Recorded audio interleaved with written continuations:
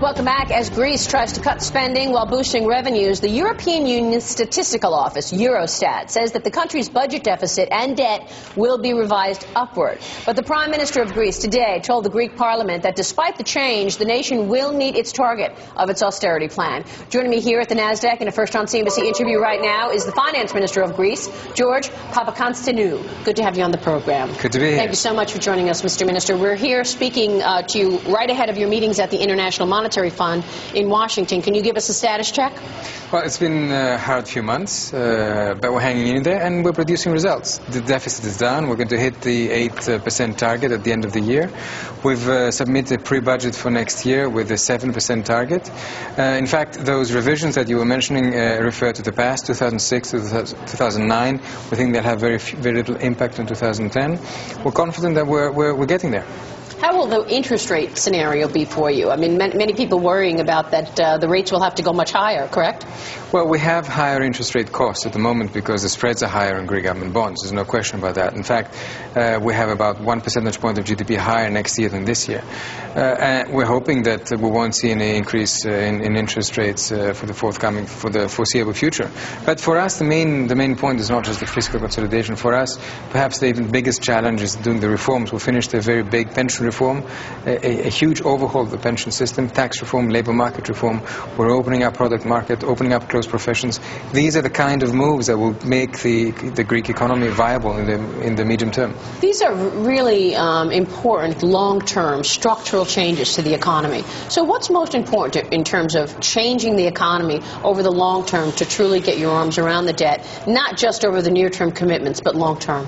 At the end of the day, it's all about growth. It's whether you unleash the productive potential of the economy. That's what we want to do through the kind of supply-side shock that we're making. All those reforms open up the kind of sectors that will be the growth drivers in the next few years. We're making it easier to set up a business.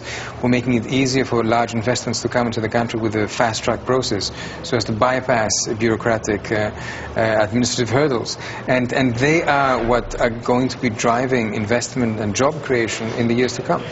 I was very happy to see the Moody's report. Moody's said that it was impressed with the Greece overhaul of public finances and said that if the leaders, including yourself, continue on this path, that the risk will be to the upside. Where is the country today in terms of that comment and now that you've had some time to implement the austerity measures?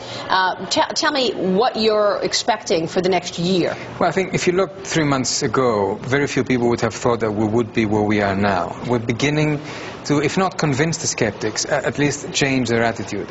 You mentioned a particular credit rating agency. There are others, many banks that are reporting on what we're doing and are saying that we are moving there. We're getting there.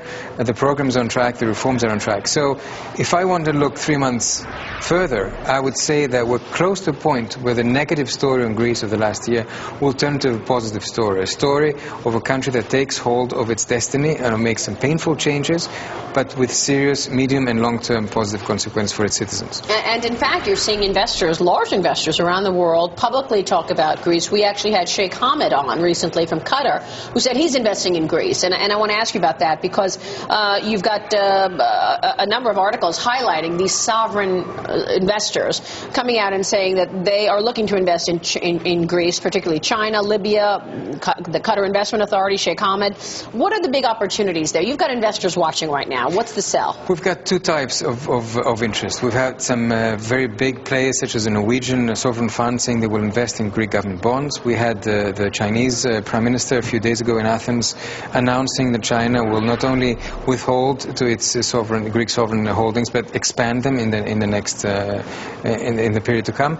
But also we have investment interest in tourism, real estate, in infrastructure, in logistics. China with its big investment in the port of Piraeus, which is becoming a hub for the broader region.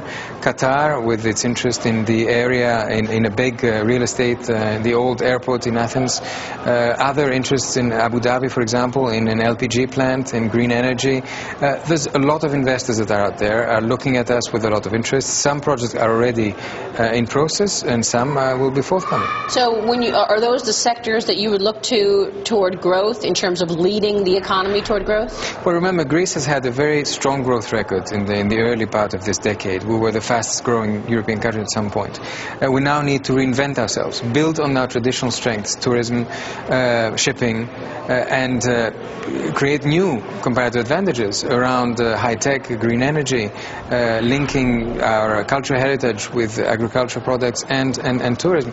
These are the kind of growth drivers for the years to come, and they will help the country regain the kind of growth potential that it once had. Now, of course, I know you've had some very successful auctions coming to the public markets, but let me go back to the first question really that I started with. Your goal is to cut the deficit to 7% of the GDP by the end of 2011 and 3% by the end of 2012. It was nearly 14% at the end of 2009, so obviously real success so far, but the government has already cut spending and already cut back on a number of programs and raise taxes. Spending on interest payments, of course, will increase.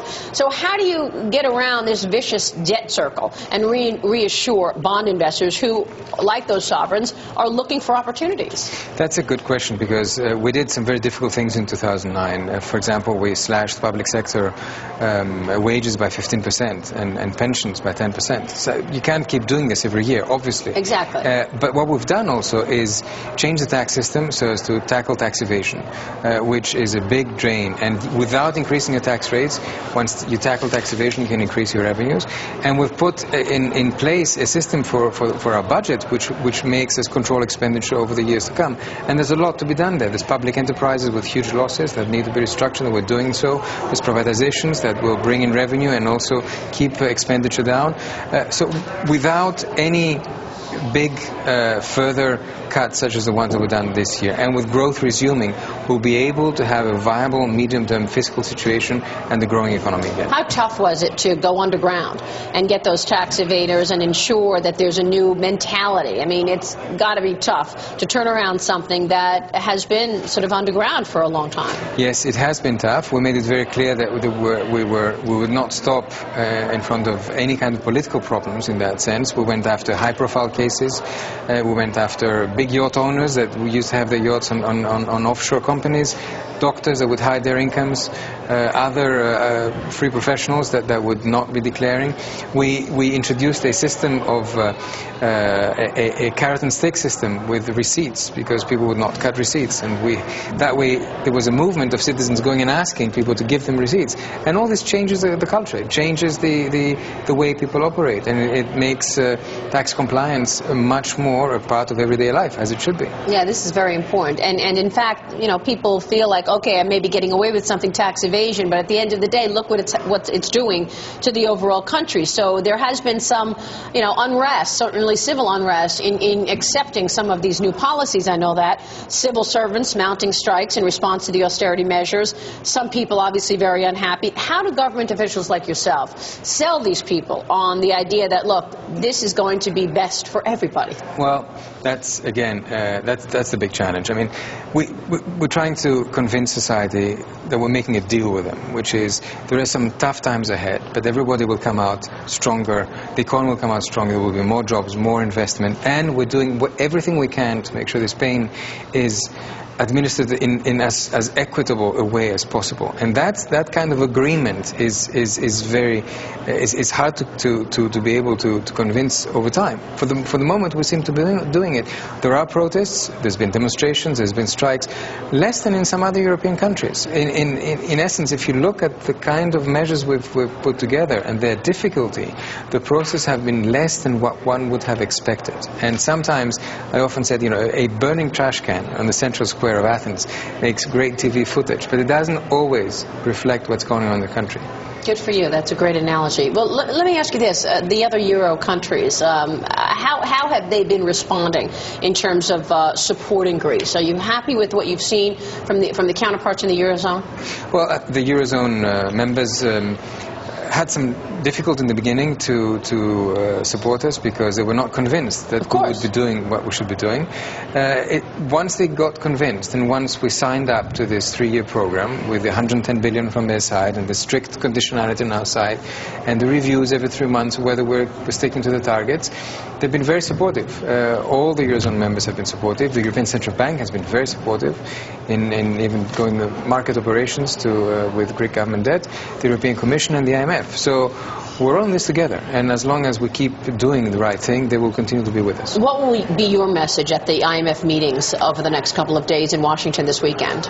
Well, as far as we're concerned, the message is we're on track. We're doing the tough things, but and we will continue to be doing it because there's no other way. This country has got to change, and we are bringing a broader message of change, not just a question of slashing the deficit, but of changing institutions, rules, behaviors in the country. And that's what the Prime Minister keeps coming back to. That's the message from our point. And what will be the likelihood that you need more aid away from cutting and cutting, but actually new revenue to help the situation in the coming years? Well, new revenue will be generated by an economy that is growing. And if we bring the economy back to growth path with the reforms that we're doing, there will be no need for any additional money. Okay, and real quick on unemployment. I know unemployment is still set to rise. How do you get your arms around unemployment? Well, that's unemployment is set to rise to about 14%. We're trying to put in place structures and policies to help the unemployed. But at the end of the day, unemployment will go down when the economy is growing, where there's investment happening. Investment needs financing. Financing needs open capital markets. And capital markets will become open once they're convinced that we're doing the right thing in terms of putting our fiscal house in order. Minister Papakonsdanu, it's good to have you on the program. Thanks very much. We so appreciate you joining us today. Thank you very much.